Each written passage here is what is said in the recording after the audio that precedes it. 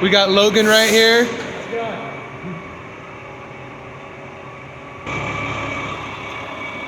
charge of the back wheels. At Station 221 here downtown, we've got two fire engines. So the difference between an engine and a ladder truck is an engine carries water, and that's its primary role is water. On our ladder truck here, there's no water on this. It is got the 100-foot aerial ladder up top, and then a handful of ladders in the back, and a lot of specialized rescue tools. The 100-foot ladder up top, and then a handful here from 16 foot, 20 foot, 24 feet, and 35 feet. Wow. So obviously, depending on the building height, we'll select which ladder pull. Wow. This is a pretty ordinary chainsaw. It's got a fancy chain. It's real durable, so it helps us get through the roofing material. But we'll cut a hole in the roof with the intent to get rid of the heat and the smoke. So if there's anybody still inside that house or that building, it relieves kind of that heat and that smoke, and it also allows our firefighters to go inside and put water on the fire. So these air packs provide us with fresh air when we're inside of a building or a smoky environment. We'll wear those. We've got other specialized tools here. A lot of tools to break stuff. That's what we're good at, is breaking and entering. So big heavy tools. This hook here is what we use when we go up on a roof, because when we're standing on a roof there's fire below us, and so we'll use this hook to hit the roof so we can determine how stable or safe that roof is. So it's all a calculated process that we do. City of San Bernardino has this team, and Highland has this team, and so they're paired up with a sheriff's deputy or a police officer, a firefighter paramedic, and a behavioral health specialist. So they're on the streets interacting with the homeless population and finding what kind of needs they can get them and offer different types of help for them. So her name is Bailey. She's part of our peer support team. So she's they call them crisis response canine. So she's basically a therapy dog. She looks very young. She's 3. Or she'll be 3 next week. So. Most of her training is geared towards the job. Geared towards her job. Go say hi.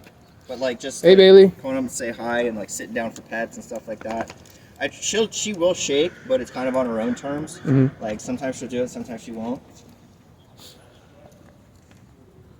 Oh, yeah, But that's just kind of her job right there. I mean, which is a good job for a dog to just be a mellow little thing to pet.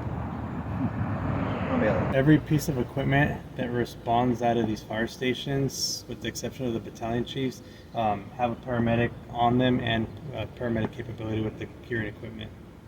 Wow.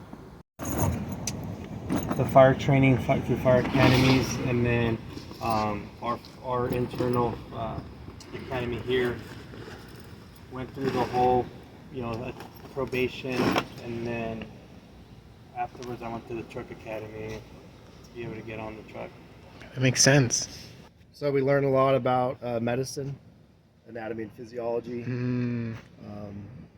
cardiology. So our heart monitor here, we're able to read and dictate different heart rhythms and correct them. We can start IVs. We've got a handful of medications here. And then this is stuff to support people's breathing and airway, so we can intubate people. We can put needles in their chest to relieve tension pneumos on their lungs. So there's a lot of pretty fancy stuff these guys can do. We'll wear the appropriate equipment. But these are our structured gear, or our bunker gear. So our boots and our pants all in one, and our jacket. We also carry other gear. We've got ballistic vests for any type of like an escalated threat or after shooter type situation. I see it. What you'll rarely see are wildland boots on a ladder truck. I'm always ready. And then I carry some other gear for wildland stuff. Is the water hose? Yeah, so come over on this side. This Okay. is the engine company. And built inside of this is a 500-gallon water tank.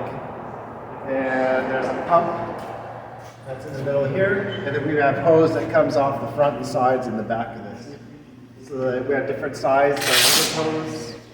This is our most typical attack line that we use to go into buildings.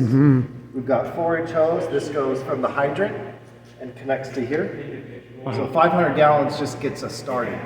On any fire of any size, we're going to connect to a hydrant, and we can lay up to 1,000 feet of 4-inch hose, and then the supplies here goes in the pump. And then the engineer with lots of math will then send water out all of our different hose lines. Here as pre-connect 1, which is going to be pre-connect 1, which is this 150 feet of 1.75-inch hose. So that'll flow about 120 GPM, 125 GPM, gallons per minute.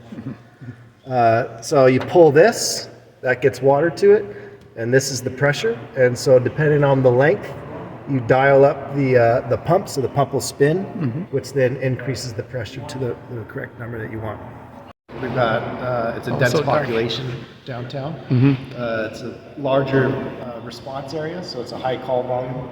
It's the busiest fire station in the county.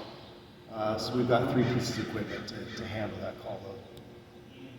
Gotcha. And is it true about the 15 days on, 15 days off? Is that a thing?